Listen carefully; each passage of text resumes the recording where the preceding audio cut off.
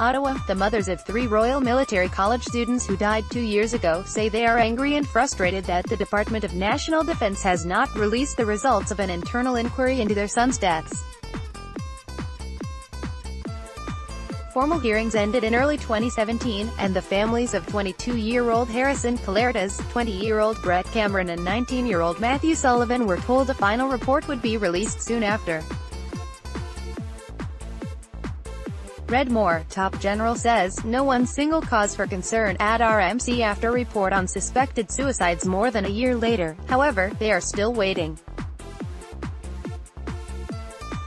The investigation was extremely complex, involving 90 witnesses and 30,000 pages of documents, and the results are currently undergoing a legal review, with the hope they will be released later this summer, said Lieutenant Gen. Charles Lamari, the Chief of Military Personnel. I wish I was in a position to say that we have finalized the whole legal review, Lamari said. Unfortunately, it's still taking us some time. The mothers of the 3 students, who until now have remained largely silent, are demanding to know what happened to their sons, and what is being done to prevent similar tragedies. We are now at this point extremely frustrated, extremely upset, said Brett Cameron's mother, Angela Cameron Jolly, fighting back emotions as she spoke about her son. Watch, nearly 1,000 RMC student cadets facing loss of some privileges, 2018, there is no closure. The details of my son's death are still suspected suicide. That is unacceptable as far as I'm concerned. And yes, we're waiting. And we've been very patient. Kelertas, Cameron and Sullivan were all military cadets as teenagers and had a long-standing interest in attending the prestigious Royal Military College of Canada in Kingston, ONT. They were also all accomplished in their own way. Kelertas, who grew up in Hudson, K, was a skilled fencer, competing nationally in Canada as well as the US and Europe, which he continued when he arrived in Kingston in 2013 to study and pursue his dream of becoming an infantry officer.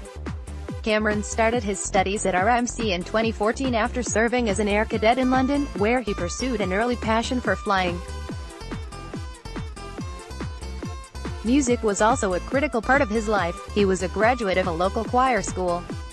And Sullivan, a swimmer, was the top cadet at his unit in St. John, NB, before heading off to RMC, also in 2014, to pursue his childhood dream of a military career. You have to be the top of the top to get into RMC to begin with, said Alexander Sullivan. They were either all top academics, top in their sports or top in their army chain.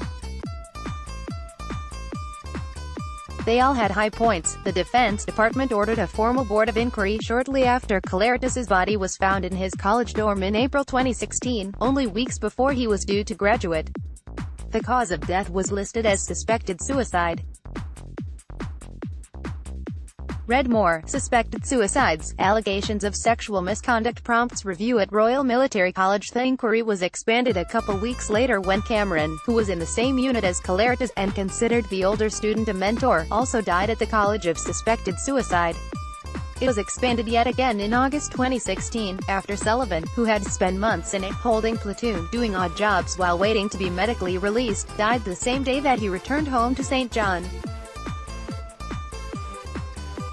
Alexandra Sullivan says her son was suffering from depression and anxiety, which he developed after arriving at the college.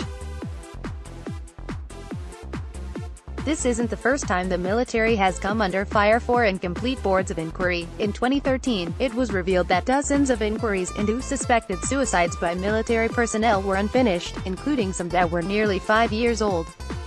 Mary defended the most recent delay, saying, "As soon as you talk about the death of a person, you're trying to determine what occurred, and if there was anything that did occur that was within the parameters of being illegal. And, of course, there is the aspect of the sheer volume of these 3 deaths combined together, 30,000 pages to review, all of the interviews that took place. All of this is something that the legal officers must see, yet." Some of the mothers expressed fears that the review was more about whitewashing the findings to protect the military and hide any wrongdoing at the college and among senior leaders, which Lamari denied. "I think they either are aware of things that need to get changed and they don't want it public," said Alexandra Sullivan, "or they're trying to put a spin on it to make it look more favorable." In the meantime, the families continue to wait for answers. that she still doesn't know the details surrounding her son's suspected suicide doesn't sit well with Julie Kelertas, who said her son appeared excited to graduate. For us, for his friends and for a lot of people who knew him, it was a complete surprise, she said. There was absolutely no indication that something could have been wrong. We still don't know what really happened. It's hard to talk about it, because there's doubts in my mind, and that's why we're so insistent on seeing this inquiry report. There is also a need to know what the military will do to ensure other families don't have to go through the same anguish. Alexandra Sullivan wants to see more communication between families and the college, as well as better training for staff, particularly when it comes to dealing with, and supporting, students like her son who are clearly struggling. We're disappointed because the point of going to the inquiry was to get some closure, get some answers, and have the Army make changes so this doesn't happen to anyone else, she said. That's what they told us. And that's what I'm waiting on. Copyright 2018 The Canadian Press.